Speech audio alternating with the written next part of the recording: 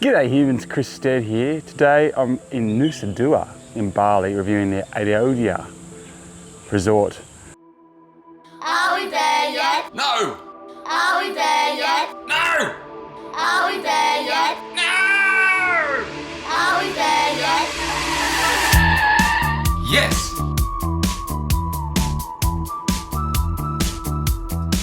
Dad, I'm hungry.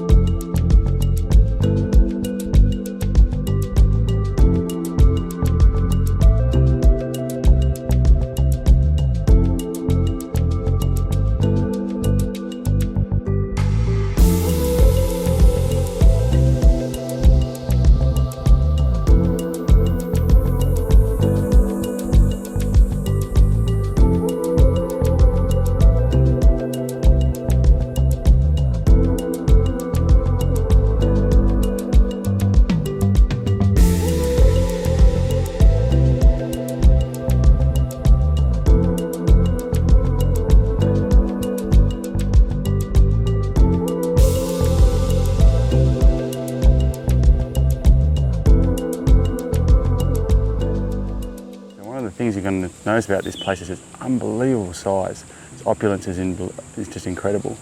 Now we came here with the kids, so 12, 10 and 7, and they're probably not the right age or probably not the right demographic for this particular place, as I'll go through. But I'm going to do a full review of the resort and give you a big tour. So if you're thinking about this, if it's popped up for you on a sale somewhere, or you're just umming and ahhing about which place in the kind of Nusa Dua, which is kind of like a separated luxury area in the Bali region of Indonesia, then you can consider this or not, depending on, I guess, what you hear from me. So anyway, let's go on a bit of a tour. So there's the main gate that takes you out to the Nusa Dua street. I say that because it's not like out in the village, but unlike a lot of the places on Nusa Dua, it's actually only a small walk that way. Probably within 10 minutes you're in the village. So you can just go for a wander and find some restaurants and supermarkets and stuff like that if you want to. And once you come in, when we first came in here, I was just like, whoa, what have we got ourselves into? Like that, see those towers over there? And so there's sunrise at the moment. We've been here for 4 or 5 days now, 4 days, 5 days tomorrow. And yeah, this is the entrance. Huge lake, all these statues, monkey statues and everything like that. Yeah, so one of the big things about this hotel is its unbelievable size. Like I'm probably gonna have to fast forward bits of this because the walk from where I am right now, even just to our room, let alone down to the beach, is extreme. So the reason why we ended up here was because we'd been in Kuta, and depending on what content of mine you've seen to this date, you may or may not know that our house burned down.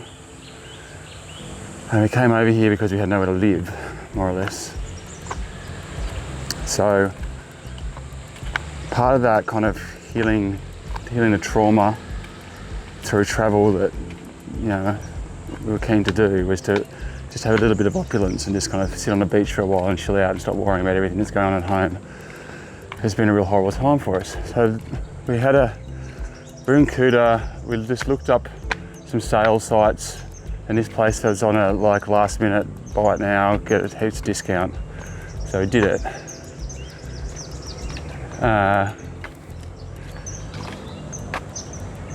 And it's not a great fit for us, but I'm going to give you kind of who I think it is a good fit for, because there's definitely pros and cons. Look at the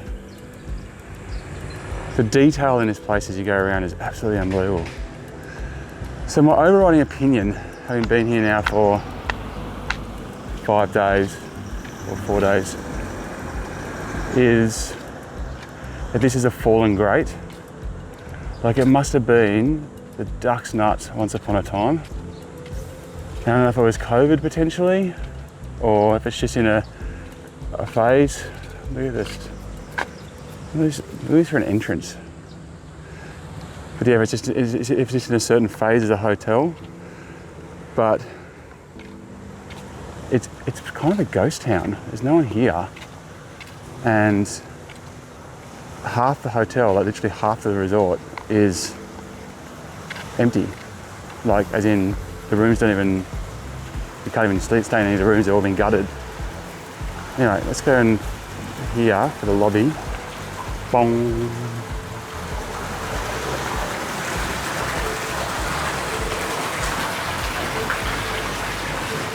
Had no problems getting in, checking in. Everything was sweet when we got here. We got here in the early afternoon. The staff, as you'll find in most places in Indonesia, are just excellent. Look at this for an entrance. This is just the lobby.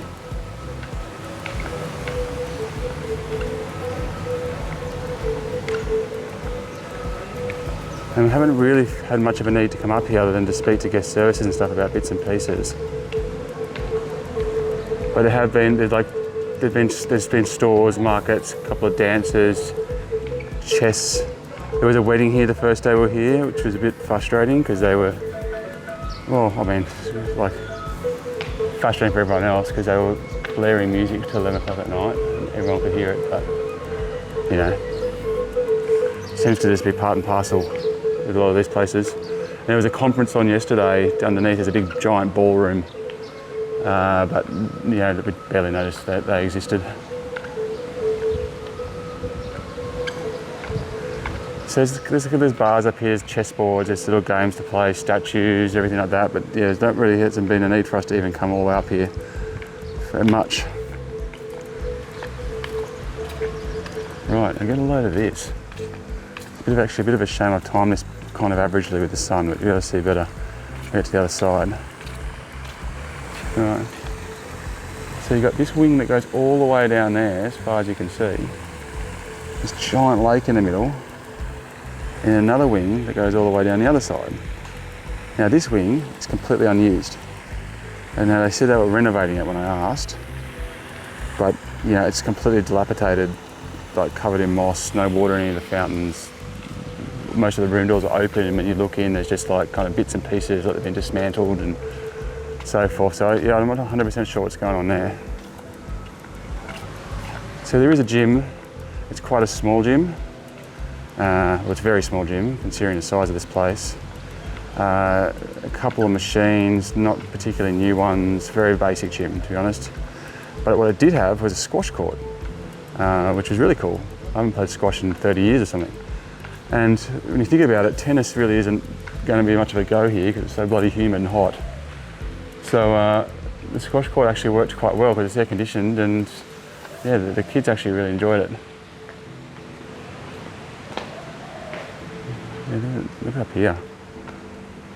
Now the problem with it being so empty, and when I say empty, like, I mean, you probably already noticed you haven't seen anyone. Like, that even though there's been heaps of planned activities, or there's an activity schedule, most of the time when we've got there, they've just kind of gone, oh, there's no one here to do it. As in, like, you know, there was water polo yesterday, for example, and we rocked up and it was like 2 of us and that was it. My wife did yoga yesterday and she was the only person in the class. So they've got all these things, hair braiding, dressing ceremonies, stuff like that, but there's not enough people here to actually activate on them, even if they've got the staff to do it. You can't really have a game of beach soccer when it's 1v1. There is a day spa, but we haven't used it. It's also on the dead wing. So check out this for a set of stairs. Want to get downstairs, do you?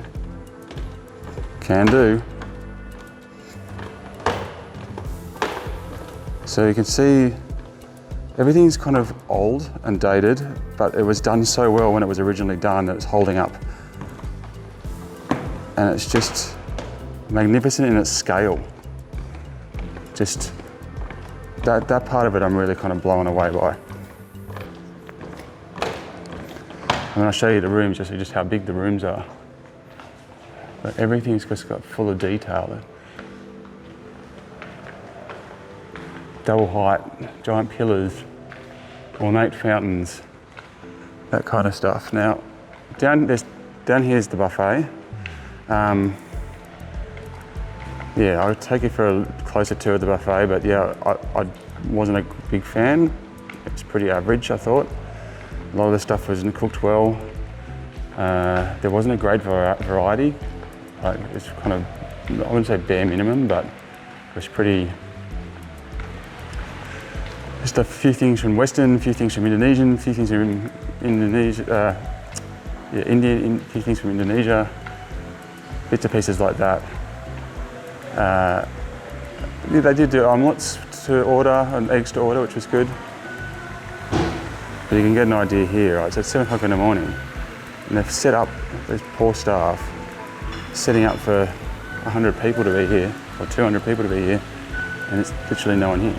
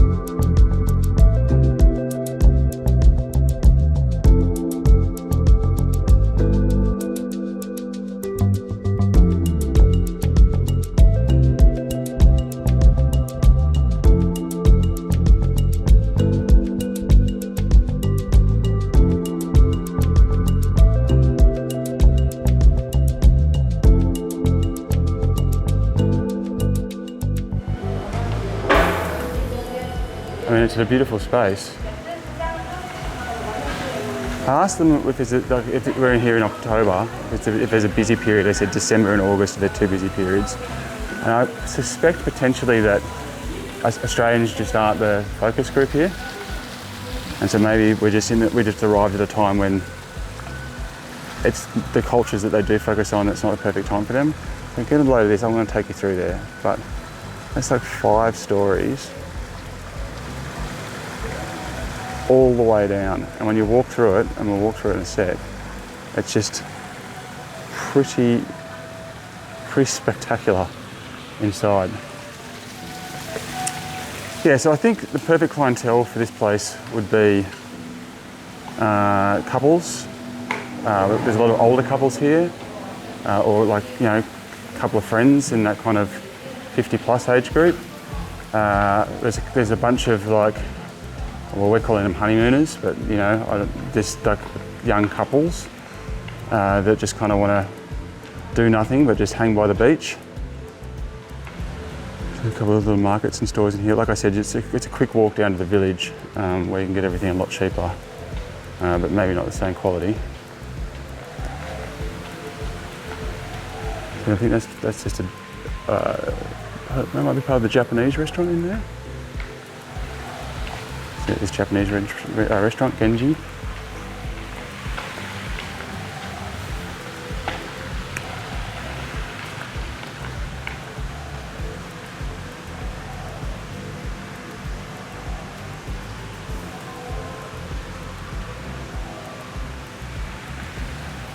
Yeah, so I think, or potentially if you've got like a newborn or a toddler, you know, kind of a young child that is pretty much your central focus. So for us, with 3 children who are pretty like free to roam and do their own thing, there just hasn't been enough for them here. They've got pretty bored. So part of that's because there's no one else here, so that expectation that they'll just find other kids and play just hasn't happened. So I don't even know if Genji's even... Oh, Genji's definitely been open actually, no.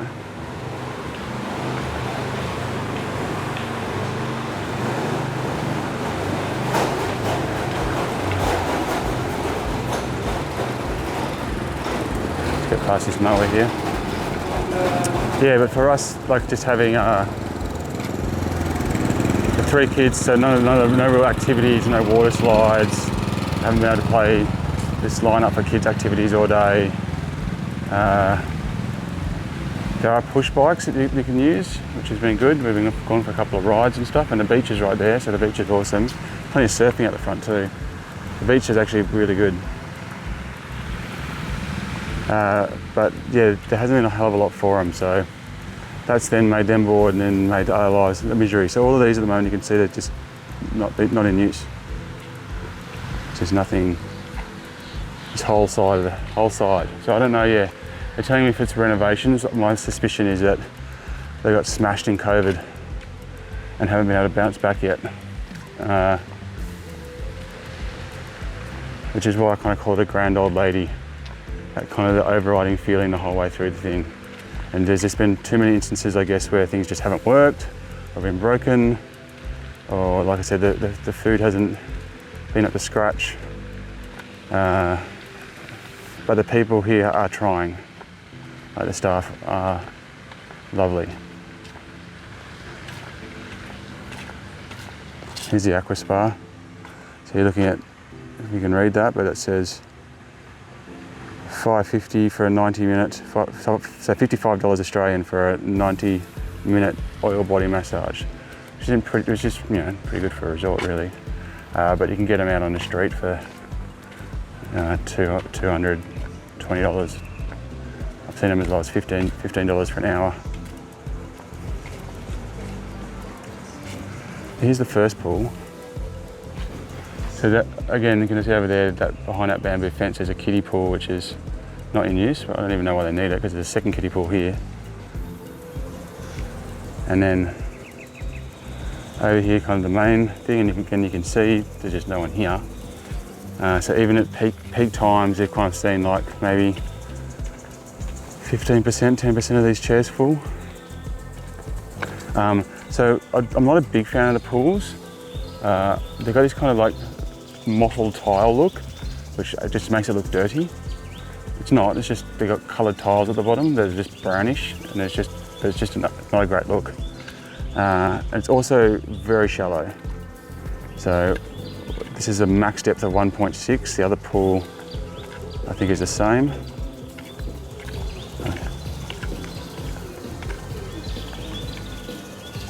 A couple of basketball rings there, but then when we turned up for the basketball game, there wasn't enough people to play it. So yeah, it's just a bit strange in that regard.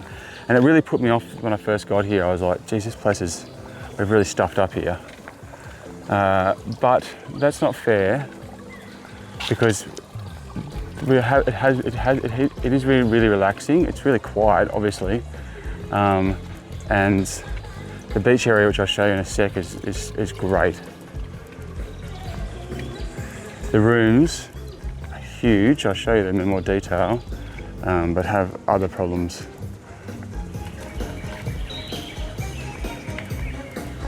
You can see over here, this is the little activity hut with all the bikes that are here, which are all in pretty average condition, but they work, are available for free for guests. So it's been quite actually fun just getting on the bikes with the kids and just riding up and down the main drag and riding into town. I had to go find a chemist the other day, and I just took the push bike and we rode deep into the village, which was a fun adventure, and found it. So this is really frustrating actually. Bang right in the middle here where you'd most want to walk is this theatre. Now I wonder if these kind of temples are existing and they've got to adapt them, and they've got some conservation requirements with them. But it's just in the worst spot, just for access to the beach. You have to walk around it every time. But, I did see one show in here. Just kind of a traditional dance, and they did dress up and stuff, but I've seen this in other resorts in Nusa Dua, so I think it might be a bit of a standard, accessory is the wrong word, but and I'll take you around to the beach. So prices in here aren't great. Like you can get away with it. It's not horrendous. Like if you want to get a mee goreng and that kind of traditional stuff, you can probably sneak away with a meal for two for, I don't know, with a couple of drinks, maybe you're spending about $30+. But you can just walk into the village, or either way, once you get to the beach, a little bit, like 10 minutes either way, and you'll come across just like local vendors who are, you know, sell you a mee goreng for $3, and a bintang for $4, large, of course.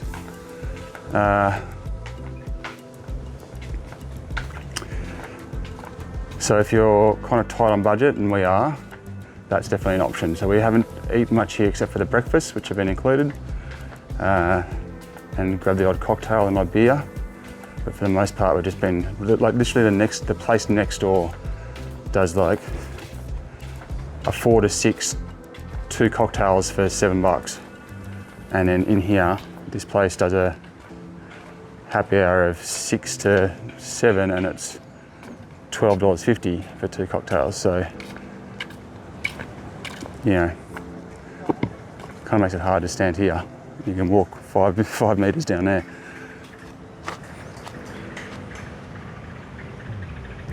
But obviously you're paying here for location, so if you want to just sit, and plenty of people have, just sitting on these like nice mats down here, and comfortable mats, or by the pool and just ordering cocktails, you're still, you know, you're not going to be massively out of pocket. Right, so here's coming down to the beach entrance. There's like a little eatery there, but I've never actually seen anyone eating there, so I'm not sure if that's just closed for the moment. Now there's a kids club over there. It's very focused on, say, your 6, 7 max, 6 and unders. When the wedding was on, obviously a lot of families had dumped their kids in there. That was probably chockers, wasn't it?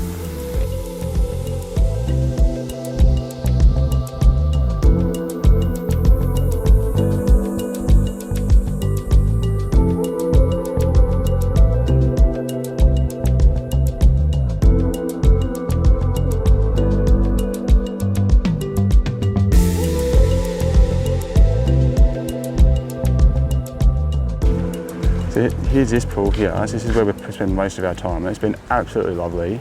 just kind of like lying here in the pool, overlooking the beach, having a couple of beers. Kids have spent ages in here. My daughter spent 6 or 7 hours here straight without even getting out the other day. And so, you know, this is where the hotel, that kind of 5-star luxe feeling really starts to shine. Again though, they've kind of got that mottled tile look, makes the water look green. It's not actually, the water's really quite nice, really clean and not too over chlorinated. So the look actually belies how nice it is. Very warm. I'm not sure that's their fault. So that's probably the sun. So what has it been? It's been 20 minutes and that's how long it's taken me to walk to the front. Albeit a bit zigzaggy.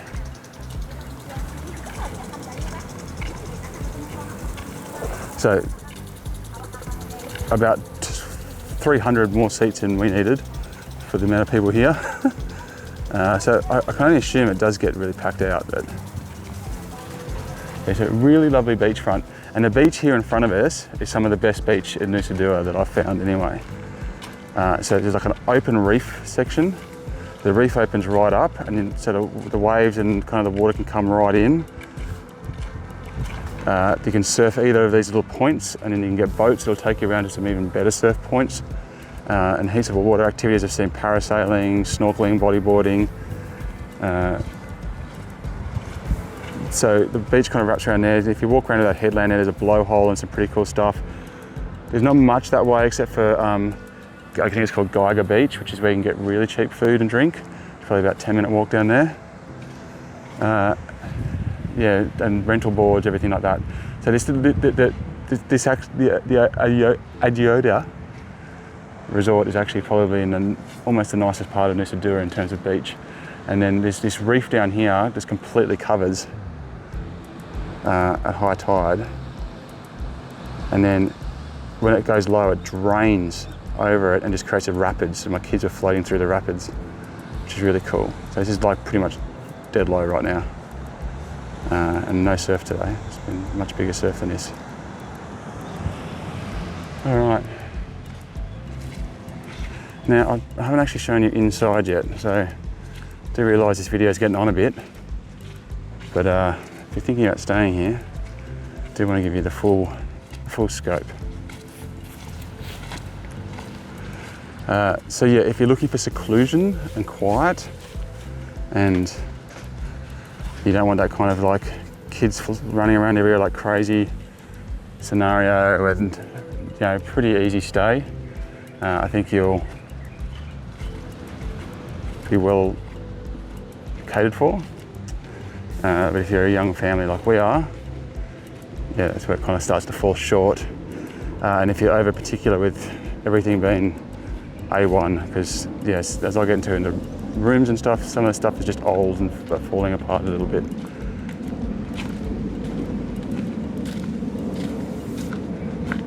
This is where the most activity generally is. This is where you're going to find the most people. Just hanging down here, grabbing drinks. You can get food obviously ordered there. There's a table tennis table, some darts, bocce, a few bits and pieces like that scattered around. Now we're going to walk you up towards the wing that is operational. Now there's a front end to this place called the Palace. So there's the Ayodya, such a hard word to say, Ayodya Resort, and then at the front end is the Ayodya Palace, which is like kind of like the premium section. Now when we first got here, the first night we came in, we had a shocker. The bed was just had it, and the pillow was just really bad, and the wedding was right outside the door blaring. And yeah, so the next day I kind of went up to the reception and just kind of said, look, you know, we couldn't sleep, I'm in a fair bit of pain, the bed's no good, this, you know, the wedding, you know, we could have been forewarned that we weren't going to be able to go to sleep. Anyway, I didn't abuse anyone, you know, I just kind of said, look, you know, I'm not too happy with the first night. And they said, well, look, let's get you a new room with a new bed. And then they upgraded us to the Palace, because the Palace has newer beds. And the bed is definitely better. So that was great. But the Palace is pretty much exactly the same room, except a far worse TV, bizarrely. But it gives you access to this place over here. I'll see if I can show you. Which is the, I don't know, it's like this big opulent kind of throne room at the front of the building here, which has in it food during the day and drinks for an hour and a half at night, cocktails, whatever you want. And its own little kind of separate buffet breakfast, separate pool, separate towels.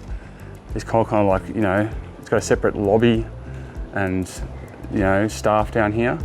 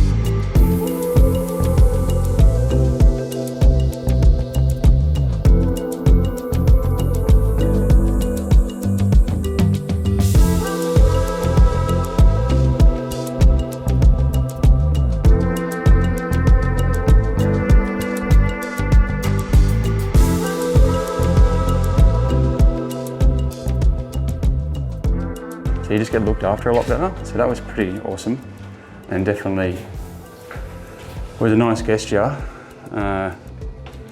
So that's something to consider, because the food's really good, the staff are really good, and the drinks are definitely a bonus. So it's we probably had 100, oh not 100, probably had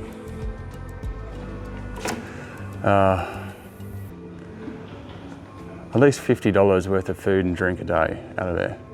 At least, actually, probably, yeah, pushing closer to 100. So if you're looking at the room costs and you're wondering whether or not it's worth upgrading to the Palace, that's something to consider. Now, this is just one part of this. I'll take you upstairs.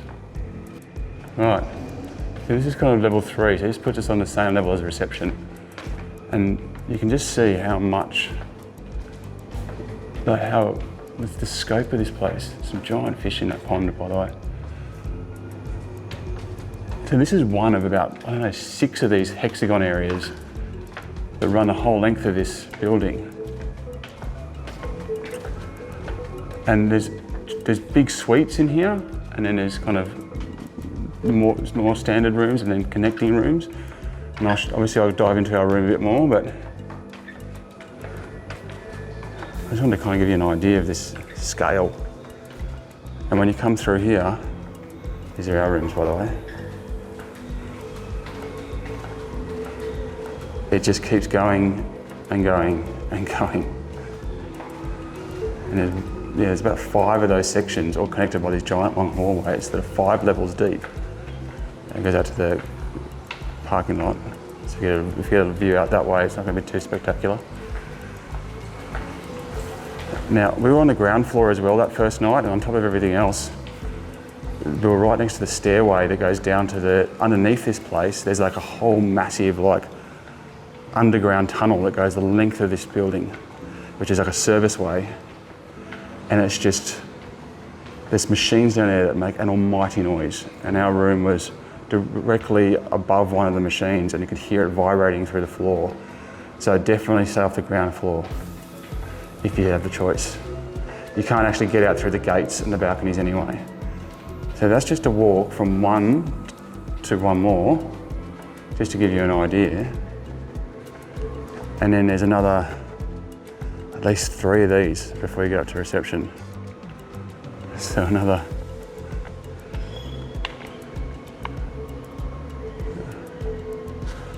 You imagine if this place was actually full. All right, let's go take a closer look at the room.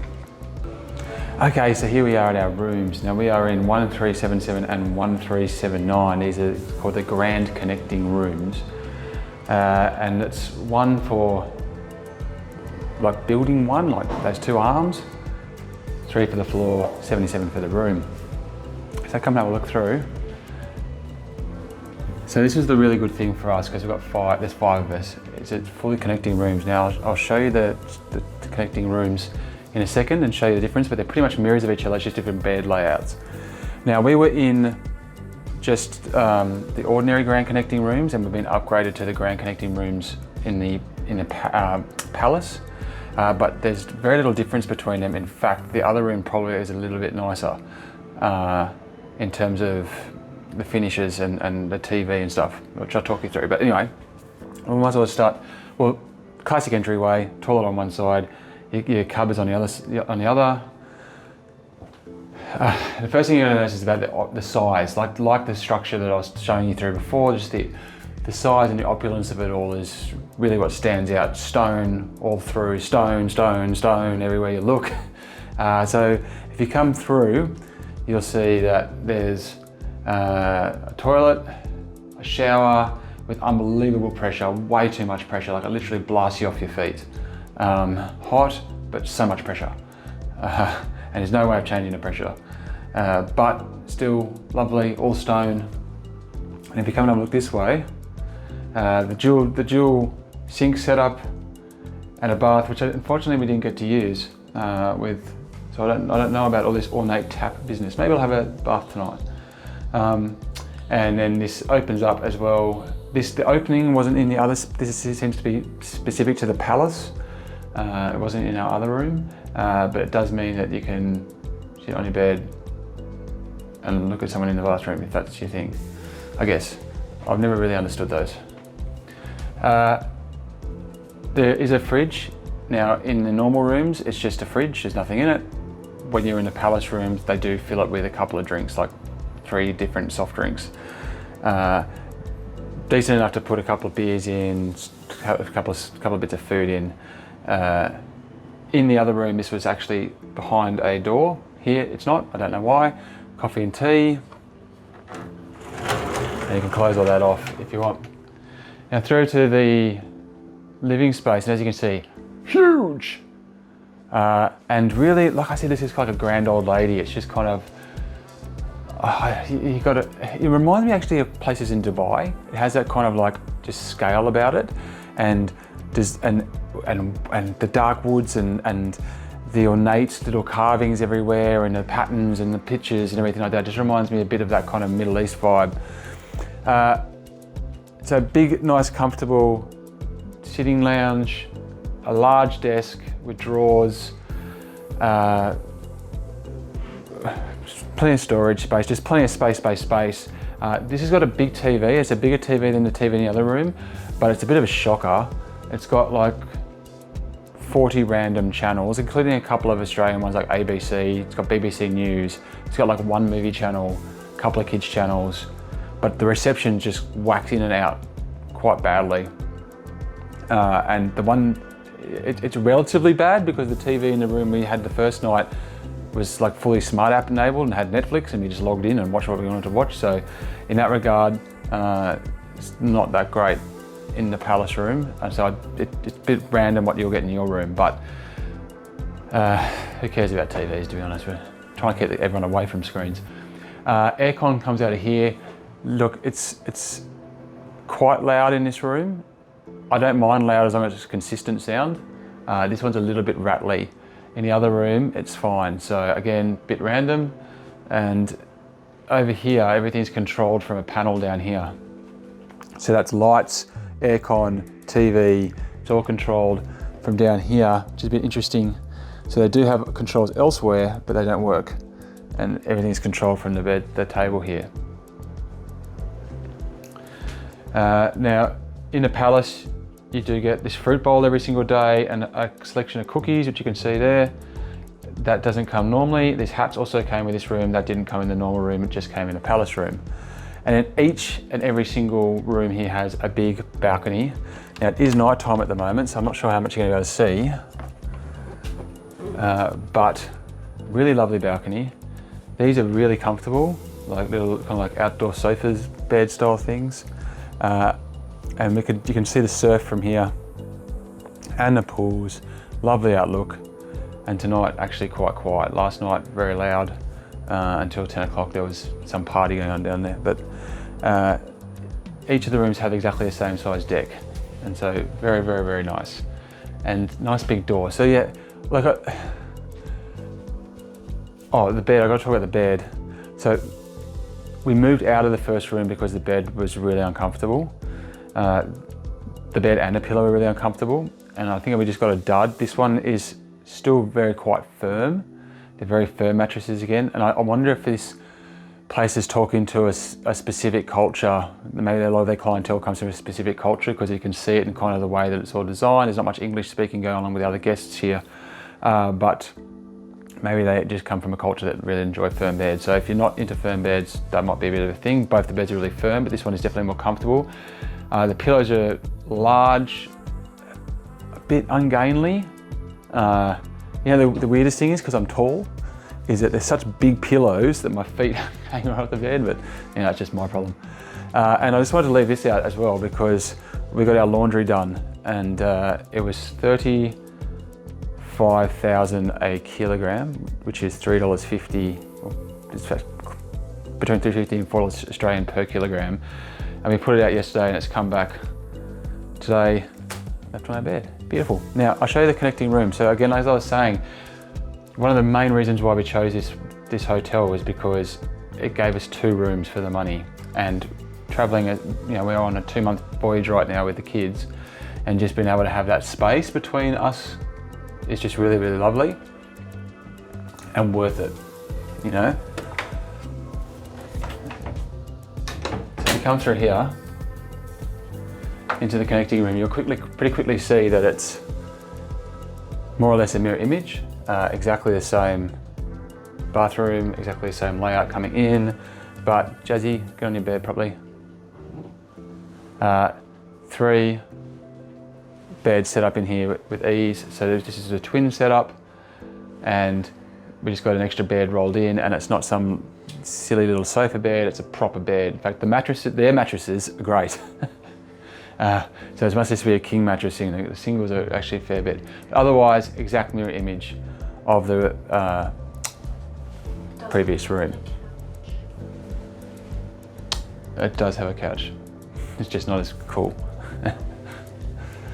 So those are my thoughts on the grand connecting rooms, and also my thoughts in general about the Ayodya, it's so hard to say, resort, Ayodya Resort in Nusa Dua in Bali. You know, just for sheer quirkiness, it's been really cool kind of staying here. And even though our first couple of 24 hours or so was a bit, I thought I'd made quite a mistake. I think now that we've been here for 5 days, it's actually been really relaxing. The staff have been fantastic, and being upgraded to the Palace room, I think really made it for us. And I think if we'd probably stayed in the original room we were in, I'd probably have a very different review here. I'd probably be less than inspired. But if you can afford to kind of stay in this Palace section and enjoy what he has to offer, or as I mentioned before, you're in that kind of demographic where you're going to be able to really suit this place, I think, yeah, you'll have a pretty awesome stay. Yeah, so those are my thoughts. Thanks very much for watching. Make sure you check out my other videos, and until next time, check you later. You.